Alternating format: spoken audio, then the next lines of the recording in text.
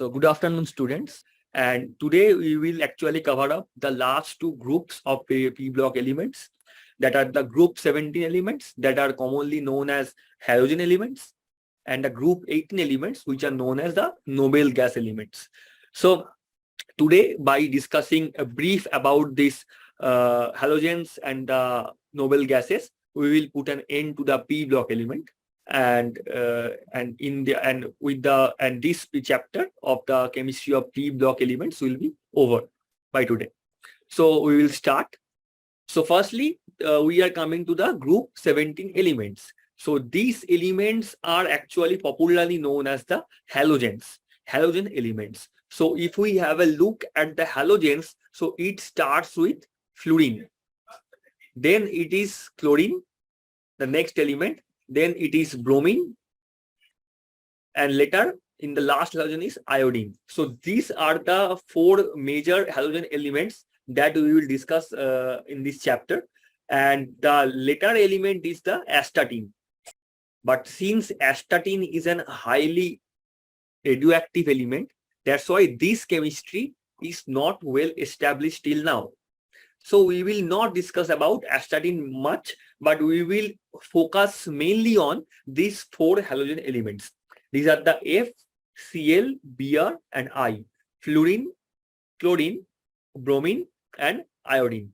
Now we will have this thing in. Firstly, we will start with the electronic configuration. So that is the NH2NP5.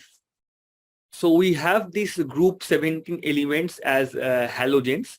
The electronic configuration of the elements is NH2NP5. So this is the common electronic configuration for all the halogens. Now we will discuss about the electronic stability or the electronic configuration, how it controls the reactivities of the halogens.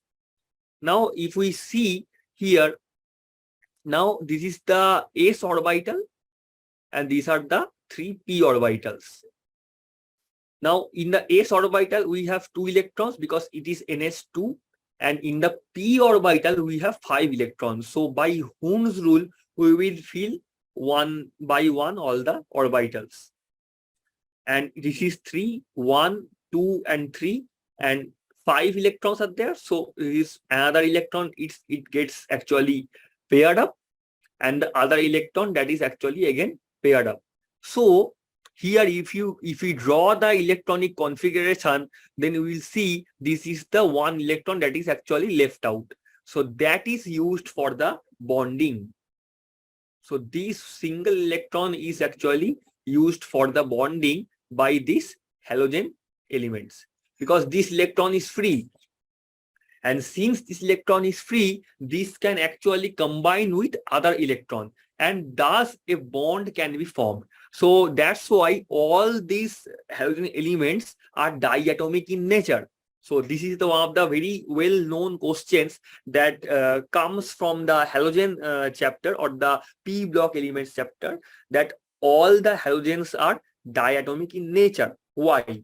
So this is the reason, because the electronic configuration is NH2NP5. So one electron is still available and free to bond or for bonding. So this one electron will find another electron of the same atom. So this is one fluorine atom, suppose. So from another fluorine atom, we will also have other electron. So this electron and this electron will combine to form F2 molecule.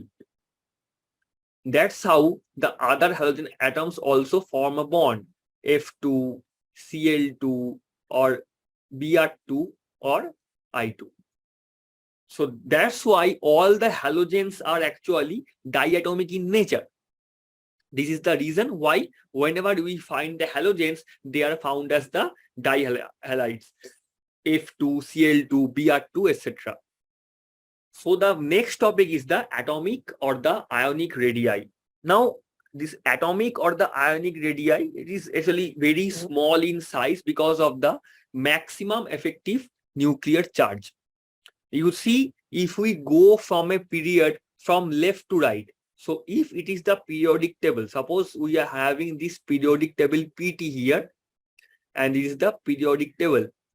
And in the periodic table, if we forget that in the left hand side, if you see the elements, if are there, suppose it is the left hand side, all the elements are actually here, and we have some other elements in the right hand side.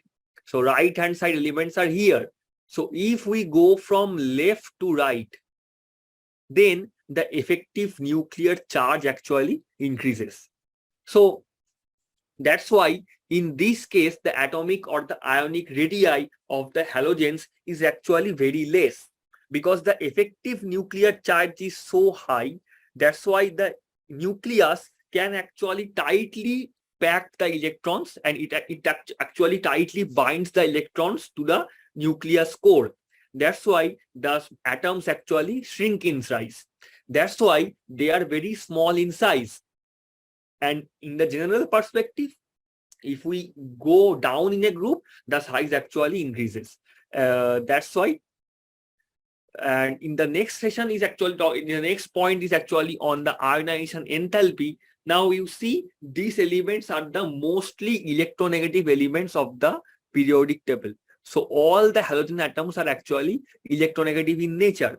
And since they are electronegative in nature, they actually tend to pull back the electrons. So they do not actually lose their electrons. That's why to pull out the valence electron from their shell or the valence shell is actually very high for the halogen atoms. That's why these are called, their ionization enthalpy values are very high. The same actually also holds for the electron affinity or the electron enthalpy also. So the electron affinity is nothing but how the molecule will be stabilized, the extent if it actually takes up one electron. Now you see here the electronic configuration of halogen atoms is actually NP5. Now if it takes up one electron, suppose so it is actually given the electron affinity value that you will denote by EA. So if it is given the electron affinity value and it is given an electron, so the electronic configuration of the element will be NP6. Now you know this NP6 is actually a very stable electronic configuration because it is the configuration of noble gas.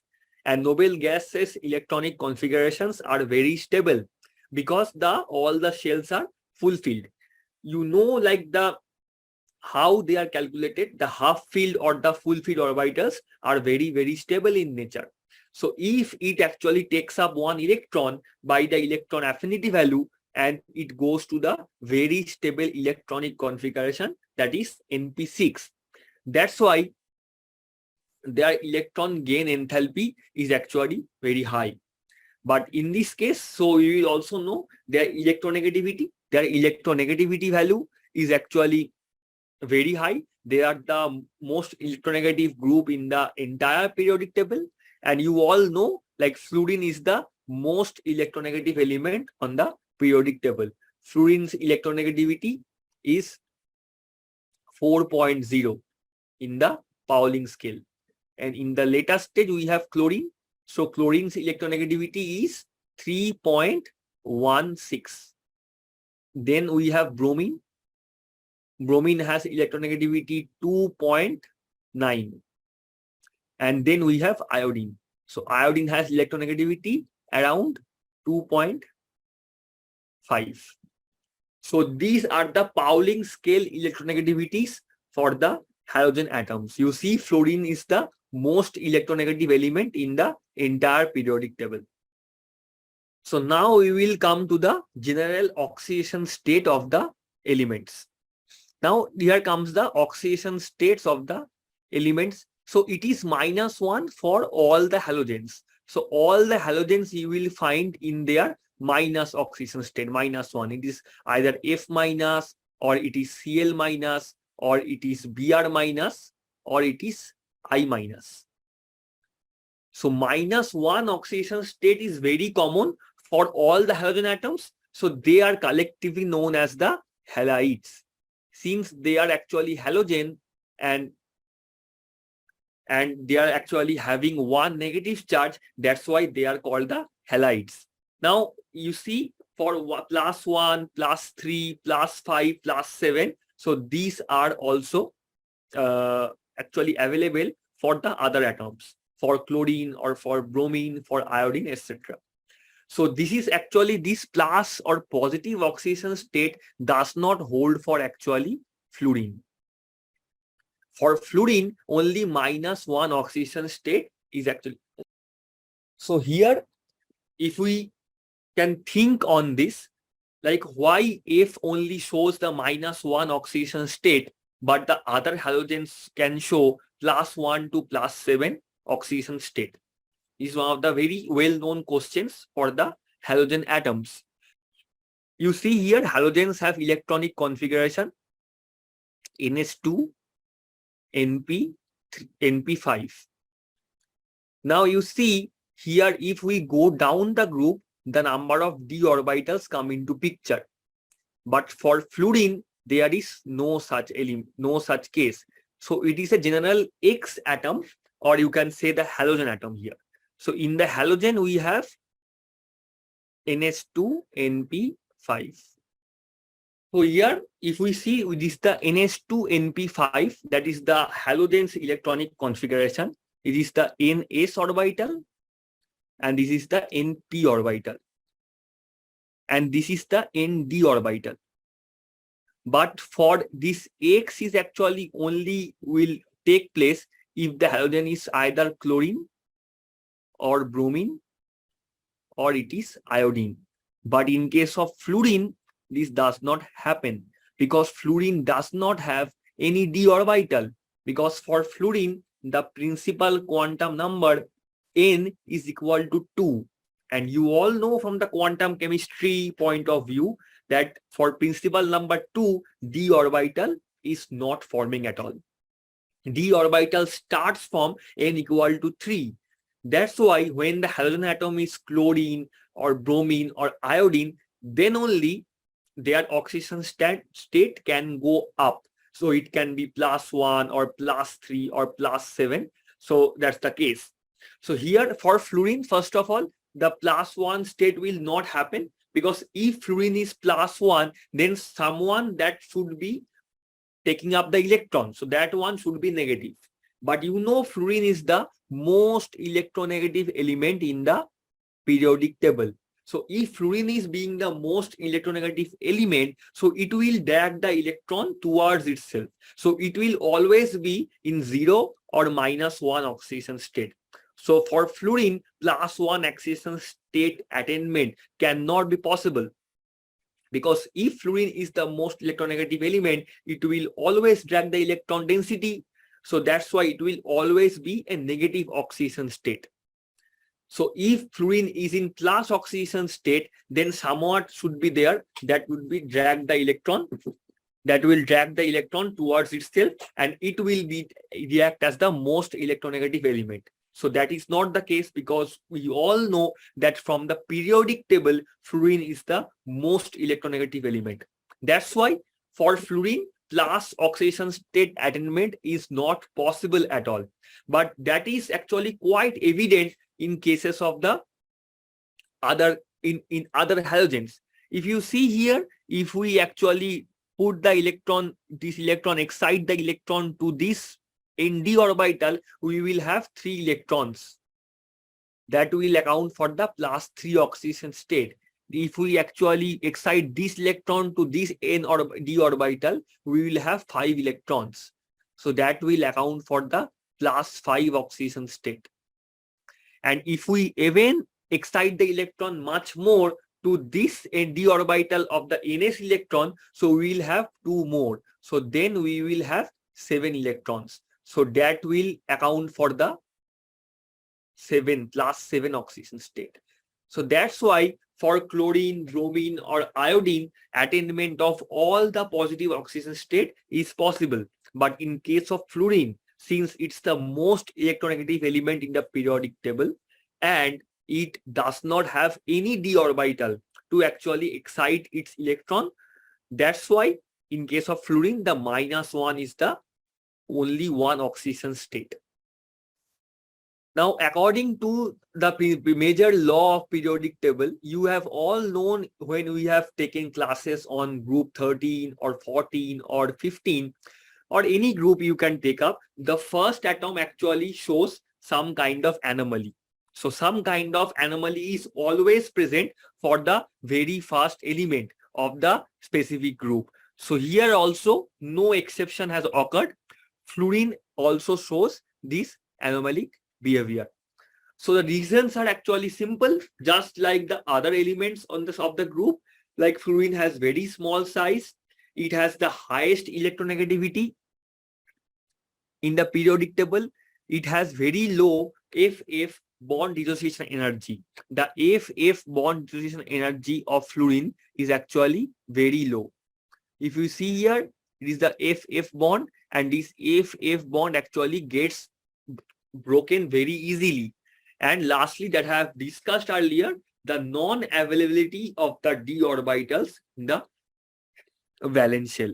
So these are the reasons why fluorine acts anomalously with respect to the other halogen atoms.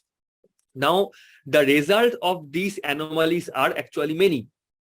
First one is HF, the HF molecule, that is the hydrogen halide molecule. This is HF. So HF is a liquid. You see the boiling point of HF is very low. It is only 20 degrees Celsius. The boiling point of HF is very low. It is only 20 degrees Celsius. So above 20 degrees Celsius, HF actually boils and forms a gas, escapes as a gas. F forms only one oxoacid, that is nothing but HOF. But if you see the other halogens actually forms a number of oxoacids.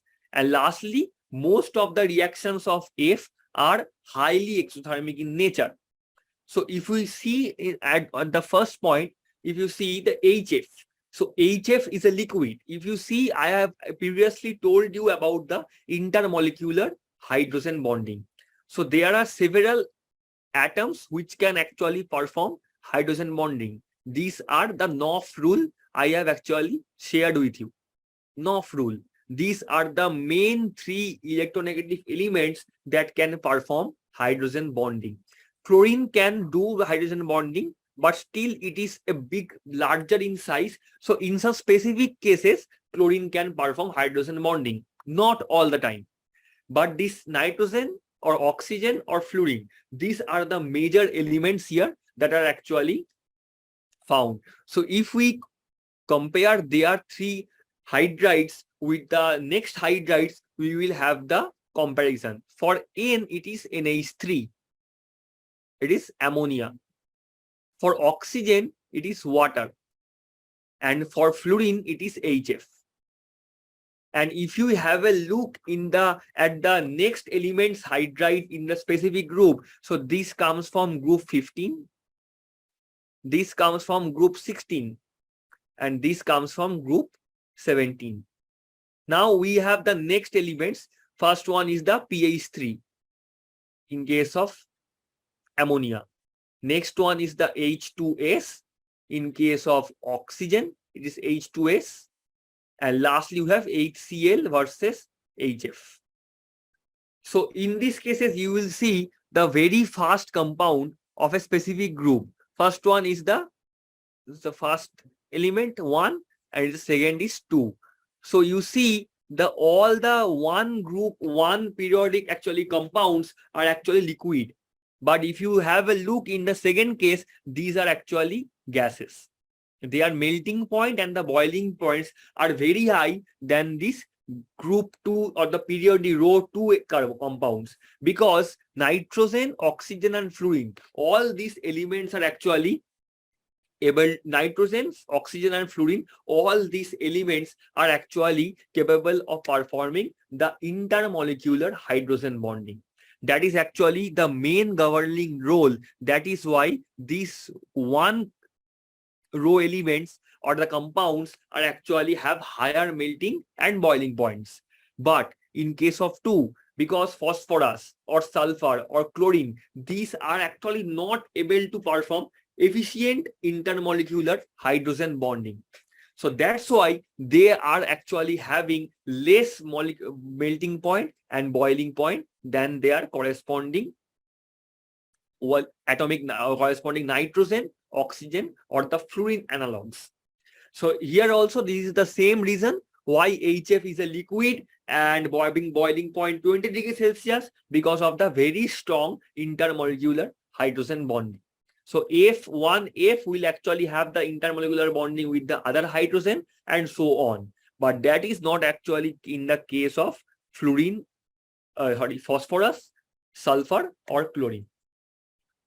Now we will move on to some discussion about the questions and answers of this group 7, that is the group 17 or the halogens. So the first question is, arrange the halogen molecules in increasing order of their bond dissociation energies. So the correct order is, so if you don't know the answer, so how will you able to answer this such kind of questions? So you know, firstly, the bond dissociation energies actually becomes less if we actually increase the size of the atom, because the amount of interaction actually gets decreased if we increase the principal quantum number. So if we increase the principal quantum number, that is, if we go from top to bottom in a group, so the bond dissociation energies should decrease. So that is actually happening here. You see, from chlorine to bromine to iodine, the bond dissociation energies are actually steadily decreasing. If it is 243 for chlorine, for bromine it is 193, so 50 kilojoule per mole decrement is there. And in case of iodine, you see again some 40 to 50 kilojoule per mole decrement is there. So from chlorine to bromine, this rule actually holds good. But again, you can see about the anomalous property which is shown by fluorine. So if you see, the fluorine's value is 160 around. So 160 kilojoule per mole. So that actually lies between bromine and iodine. So suddenly, out of a blue, you see fluorine's actually bond dissociation energy falls between bromine and iodine. So that actually makes the order as chlorine greater than bromine greater than F2, which is greater than iodine. So the ideal order should have been F2 greater than Cl2 greater than Br2 greater than I2. But suddenly this anomalous property of fluorine comes into picture, and fluorine places itself between bromine and iodine. So why is this anomaly? So this anomaly can readily be explained by the electronics or the bond of the, that is, fluorine molecule is showing. So if you draw here about the fluorine molecule, we will understand this thing better. So this is the fluorine molecule. So other halogens are also there. So we know the electronic configuration of the halogens is NH2NP5. So in case of fluorine, the 1 electron will be available for bonding, and we will have 3 electron pairs left. So total we have 7 electrons in the valence shell of an halogen. So among these, 1 is actually available for bonding. So we will have 6 electrons left. So these 6 electrons are actually here. So this is the Lewis dot picture of fluorine molecule. This electron is actually here to perform the intermolecular bonding. So here you see the bond distance of a fluorine atom is actually very small, because fluorine atom itself is actually very small. It only consists of 2s orbitals. Now, since the 2s orbitals are very small, that's why the bond distance or the bond length is actually very small for F2 molecule. That's why you can see these 3 and these 3. These 6 lone pairs will come very much closer to one another, and they will experience severe kind of lone pair repulsion. So in the VSEPR theory in class 11, you might have read about these terms. What are the lone pair, that is popularly termed as LP? So what is the LP repulsion, or what is the LP-BP repulsion, that is the lone pair bond pair repulsion? So these are the actually popular terms, actually very much well known in VSEPR theory. So here, you know, that is the lone pair repulsion is actually very much high. That's why in this case, you see, since this bond length is very short, because fluorine atom is very small in nature, and these lone pairs are there, 3 and 3, total 6 lone pair of electrons. This lone pair repulsion actually makes this bond weaker. That's why, despite having a very strong interaction between the two fluorine atoms, the F2's bond dissociation energies are actually very much less. That's why F2 is very much reactive in nature also. F2 is very much reactive among the other halogens. So there are actually several angles how we can depict why this happens also. Not only the lone pair repulsion. You see, in the case of the other halogens, there occurs a d-d orbital interaction. Suppose we are taking the example of chlorine. So this is the chlorine atom. And if you see here, all the chlorine atoms are actually here, and their lone pairs are here. Since this chlorine atom is actually have some d orbitals, so this one of the lone pair will actually fall here, and this will have the resonance structure. In the case Cl double bond Cl, one of the chlorine will remain as the positively charged one, and the other will remain as the negatively charged one.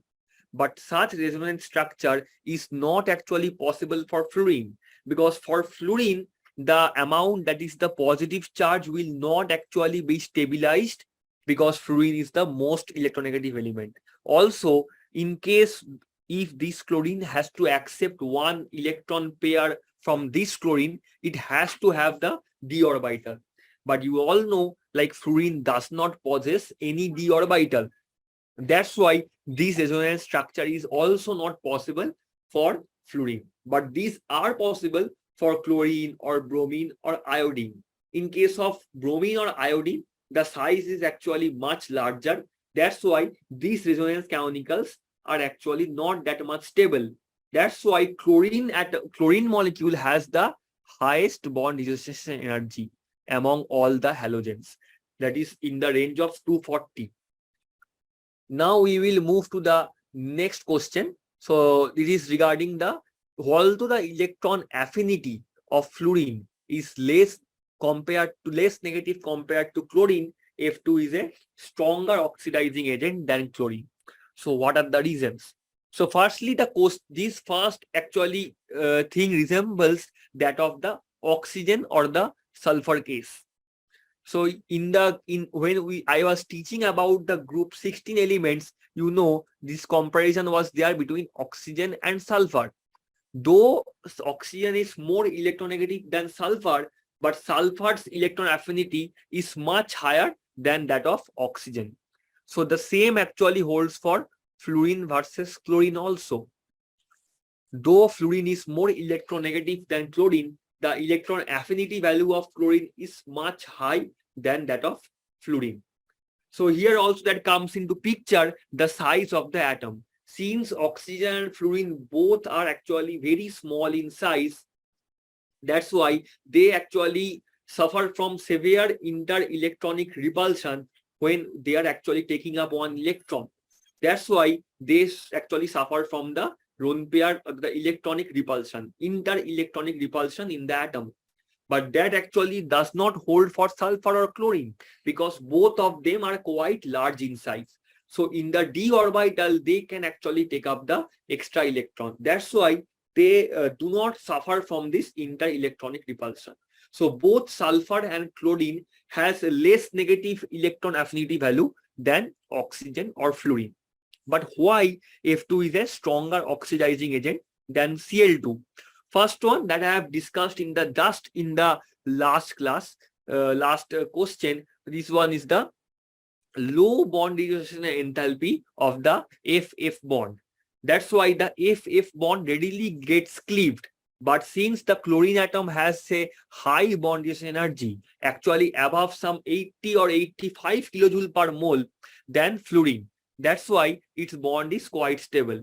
That's why F2 bond is actually fragile. That's why. And the second reason is the high hydration energy of the small and hard F minus anion. You know, the F minus atom is F is actually very small, and it is small and hard. That's why the hydration energy is actually very high in case of the F minus anion, much more than that of the chloride anion. And lastly, since F has the highest electronegativity, that's why F2 is the stronger oxidizing agent. Because you know, oxidizing agent means what? Oxidizing agent means which can actually take up the electron. And since fluorine is the most electronegative element, so it will have the love towards electron. That's why it will snatch the electron. It will act as an oxidizing agent.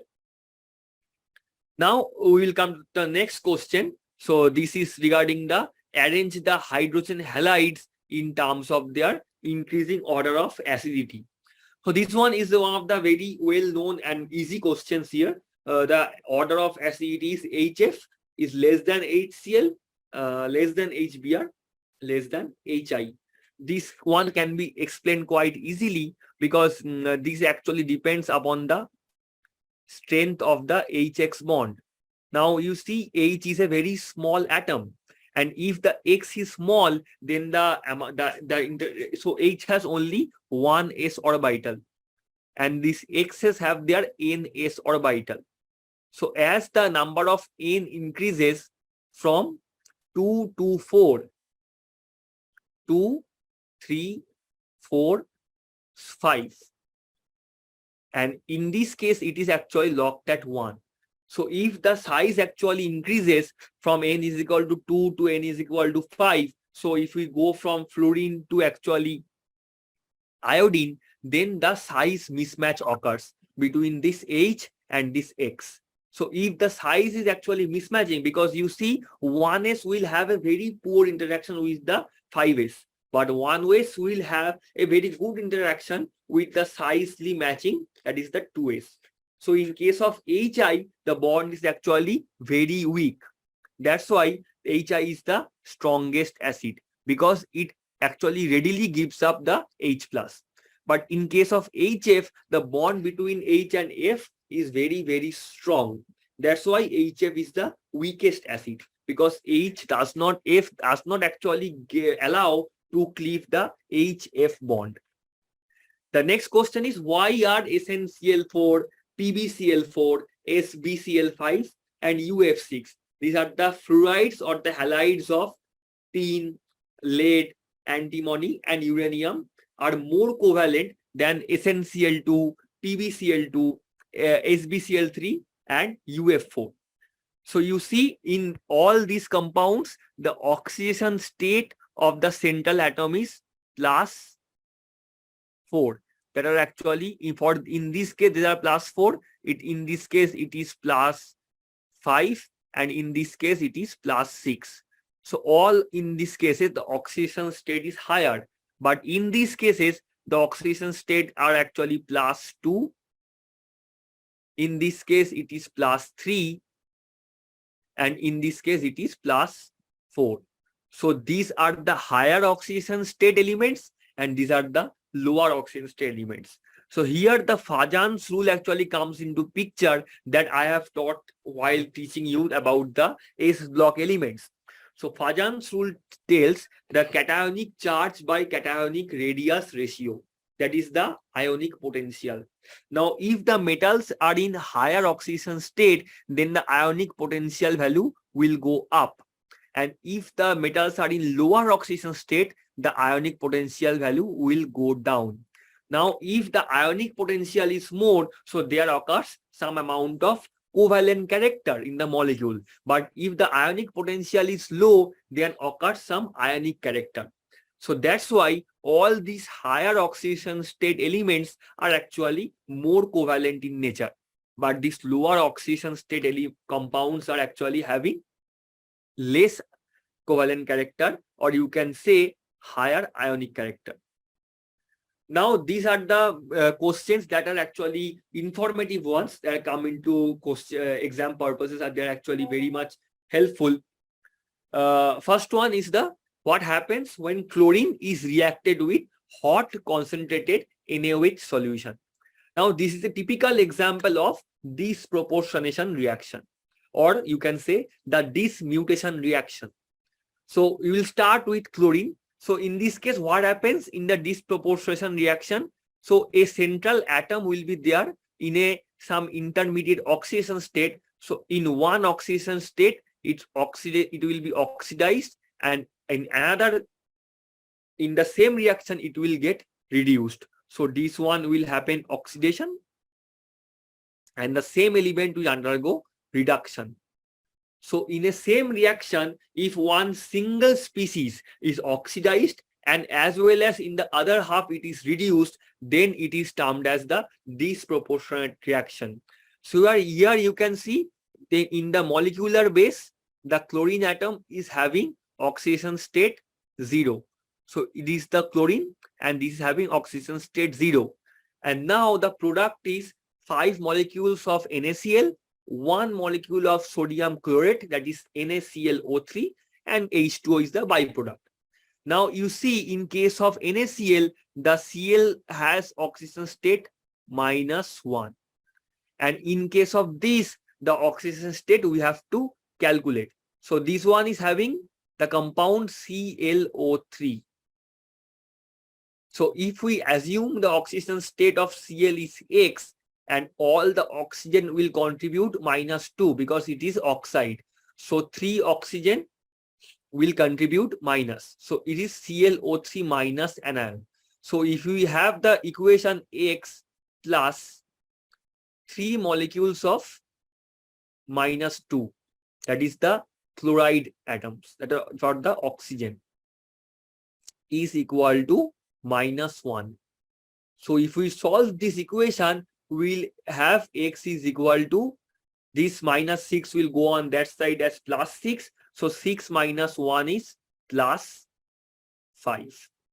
So the oxidation state of in this case is +5. So here you can see 3 molecules of chlorine are there. So here you can see total 6 Cl atoms are there. So 5 Cl atoms are actually forming as -1. So we have 6 chlorine atoms. So 5 are actually going to -1 state, and 1 is actually going to +5 state. Now if we see here, -5 and +5 will be cancelled out, and we will actually end up in 0. So in the disproportionation reaction, the net oxidation and the net reduction will be counted as 0. So here you can see we have 3 into 2, total 6 Cl atoms. So 5 is actually going to -1, so -5, and 1 is actually going to +5, so it is +5. So -5 will be cancelled out by +5, and we will have this 0. So this is the beauty of a disproportionation reaction. So here you can see the oxidation state actually increases from 0 to +5. So this one is the oxidation. And here also you can see from Cl2 to NaCl, the oxidation state is actually decreasing. So that one is the reduction. So in a same reaction, you can see the Cl2 atoms are actually, Cl2s are actually going in oxidation, and some other part is actually going to reduction. So this is why this is called the disproportionation reaction. The next question is, what is aqua regia? It is basically an informative question. So in case of aqua regia, if we mix 3 parts of HCl with 1 part of HNO3, then it forms the nitrosyl chloride, this chlorine, and if we have this water. So they are mixed to form the solution known as the aqua regia. So aqua regia is actually used to dissolve the noble metals, that is gold or platinum. So this gold or platinum actually don't get dissolved separately in either of HCl or in HNO3. But if we mix these acids in 1:3 molar volume, we will end up in the solution. Though this solution produces very powerful nascent chlorine. That's why they are able to actually dissolve these noble metals like gold or platinum, etc. So which one is the strongest acid among the hydrogen halacids? That is HOCl, HClO2, HClO3 or the HClO4. So among all these, perchloric acid, that is the HClO4, is the strongest acid. So if you have the structure here, so one is chlorine, and in the case of perchloric acid, you see we are having 3 chloride, 1 chlorine, and 4 oxygen atoms. And here you can see the structure of the ClO4 minus. ClO4 minus is there. So ClO4 minus actually is one of the very stable moieties. Here you can see the oxidation state of the central atom is +7. In case of ClO3, the oxidation state is +5. In case of ClO2, the oxidation state is +3. And in case of this, the oxidation state of Cl is +1. So if the central atom is having some higher oxidation state, then the stability of the anion will increase. Because you see here in case of ClO4 minus, we are having such 4 different resonance structure. This O minus will be fallen here, and this oxide will take up this electron. And otherwise, in this case, the other oxygen will take up the electron, or this oxygen has option to take up the electron. In case of HClO3, 3 oxygens will be here. In this case, there are actually 4 oxygen. In case of HClO3, there are 3 oxygens. In case of this, there are 2 oxygen atoms. So the more there are number of oxygen atoms, the more will be the stabilization of the anion. So the more will be the acidity of the compound. That's why perchloric acid is the strongest acid. The last question is why ICl is more reactive than I2. You see here, in case of the interhalogens, the interhalogen bonds are actually very much weaker. The heteronuclear bonds are weaker than the homonuclear bonds. Because in case of ICl, there occurs some delta positive charge on iodine and delta negative charge on chlorine. Because iodine is more electropositive than chlorine. But in case of I2, both the iodines are same. That's why there occurs no polarity difference between the 2 iodine molecules. That's why the heteronuclear ICl is much more reactive than the homonuclear I2. Now we will go to the last section of the p block elements, that are the group 18 elements. So you see the group 18 elements has the electronic configuration NH2NP6. So all the shells are actually fulfilled. That's why they are very much stable. That's why they are very much less reactive also. Since they are so much stable in nature, that's why their chemistry has not been that much extensive like the other p block elements. Since they have very highly stable electronic configuration, they have very high ionization value, their atomic radii generally, that is the increasing down the group, and they have very large positive electron affinity value, because they do not want to break their stable electronic configuration. Either they do not want to lose it, nor they want to accept electrons. That's why they have high ionization enthalpy value, and also they have very high electron affinity values also. Now there are some general properties of noble gases. So first one is they are monoatomic. They are monoatomic in nature because there is no electron is there actually to actually bind with the other element. So you see all the electrons are actually here paired up. So no electron is there in free state. So in case of halogens, there was 1 electron left. That's why halogen atoms are actually diatomic in nature. But here you can see in case of the noble gas elements, no electrons are actually free. All the electrons are actually paired up. All the electrons are actually paired up. So no electron is available for bonding. That's why In this case, if you can take up this helium or neon, then we have argon, then we have krypton, then xenon, then we have lastly radon. Radon is radioactive. So these elements are actually all monoatomic. They are not diatomic in nature. All these noble gases are colorless, odorless, and tasteless.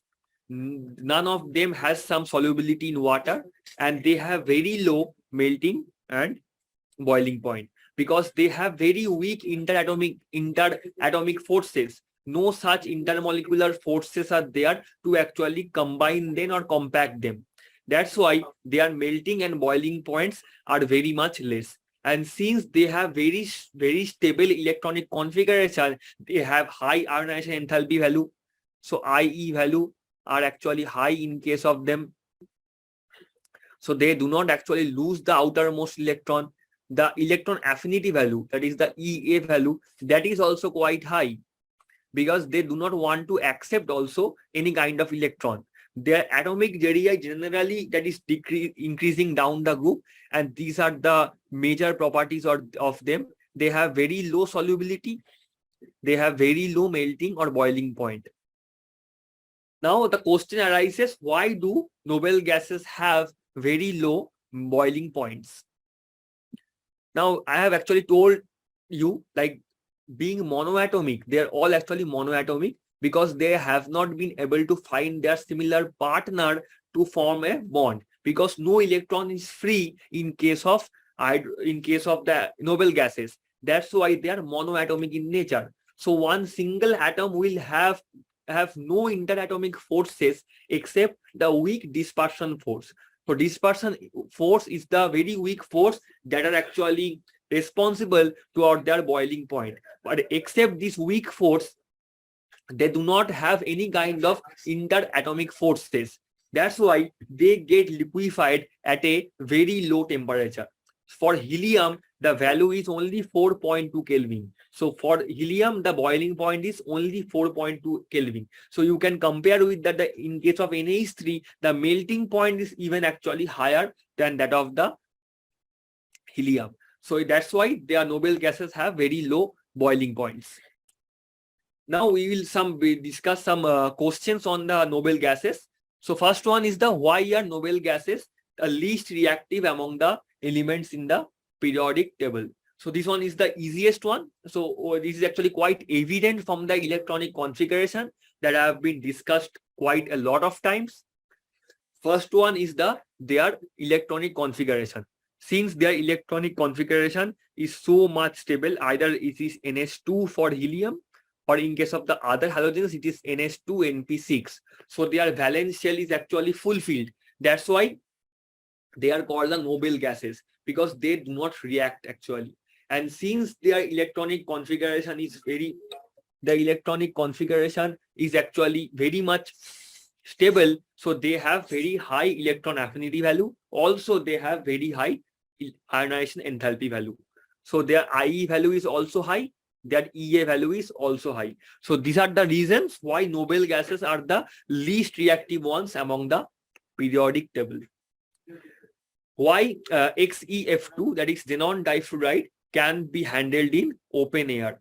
So XeF2, so in case of xenon, since their ionization enthalpy value decreases down the group, so in case of xenon, some typical compounds can be prepared, and those are also with fluorine or oxygen. So with highly electronegative elements only, xenon can actually form compounds, because the highly electronegative elements means oxygen or fluorine. So the oxygen or fluorine are the only elements that are actually able to stabilize the very highly energetic molecular orbital of xenon. That's why Xc can form compounds with fluorine or oxygen only. Now XeF2 is, although are forming, it is very much reactive in nature. It is actually very much moisture sensitive. So whenever XeF2 comes into contact with moisture, it forms molecular xenon. It liberates the hydrofluoric acid, that is HF, and oxygen is liberated. So actually XeF2 acts as an oxidant here. So XeF2 itself gets reduced to Xe0, From +2, it is going to 0, and it oxidizes oxygen of water to molecular dioxygen.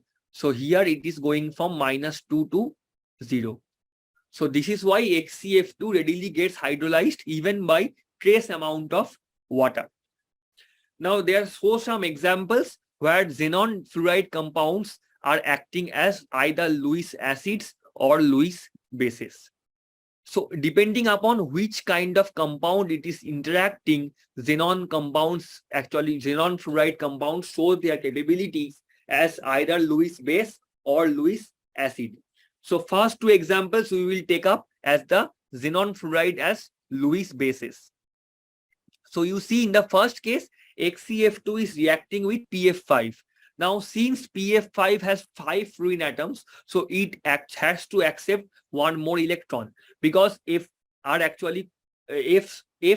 are actually putting severe positive charge on the phosphorus central atom, so PF5 here acts as the Lewis acid here. And xenon is having the +2 oxidation state, that's why it cannot has the advantage over phosphorus. So when the amount, so when the oxidation state will be high, that one will be acting as the Lewis acid. So among xenon and P, xenon is having +2 and P is having +5. That's why the PF5 molecule acts as the Lewis acid. So it forms the F minus goes to P, so it forms XEF plus PF6 minus, where XEF2 acts as the Lewis base. In case of XEF4, it is also acting as the Lewis base, because the compounds are XEF4, where Xe has the oxidation state as +4, and it is reacting with SBF5, antimonic pentafluoride, so where the oxidation state is +5. So here also A is SBF5. So F1F goes to SB, so it is XEF3 plus SBF6 minus. So in these cases, XEF2 and XEF4 are Lewis bases. But in the last case, it is XEF6. And you know XEF6 is having 6 fluorine atoms. So the central atom oxidation state of xenon is +6. And in case of cesium, it is +1.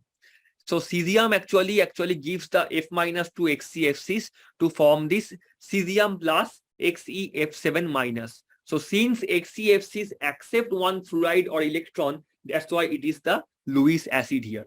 So XEF2 or XEF4 are Lewis bases and XEF6 is the Lewis acid. So last question of this session is, why is helium used in the diving apparatus? Now, when some deep sea divers go in the deep sea, they carry the air bag or the air. Now air contains 78% of dinitrogen. Now when the divers will dive deep into the sea, and you know according to the Henry's law that with the pressure, the solubility of gas increases in the liquid. So when they are going deeply diving into the sea, the amount of N2 that will dissolve more in the blood, because the solubility of N2 will increase with the increasing amount of pressure in the deep sea. Now when the diver will come back out of the water surface, the solubility will decrease, because then the pressure is also coming to the normal phase. Now when the N2, that is when the diver will actually come out of the sea surface, the nitrogen atom will get separated from the blood, because the N2, excess amount of N2 was dissolved in the blood. Now when they will come out of the high pressure region, the nitrogen will get itself separated in form of small air bubbles. So small air bubbles will be created inside the diver. So that is actually very much dangerous for health. It is known as the bend scenario. So that's why in the cases there will be a death risk. That's why the helium is actually there to dilute the air. Helium has very low solubility in water. That's why it will not form any kind of bubble when the diver will dive deep into the sea. That's why the air is actually made diluted, and helium is actually filled in the diving apparatus. So no such death risk can happen. So this was the end of the session of the P block elements. So from the next class, we will be studying about the chemistry of D and the F block elements.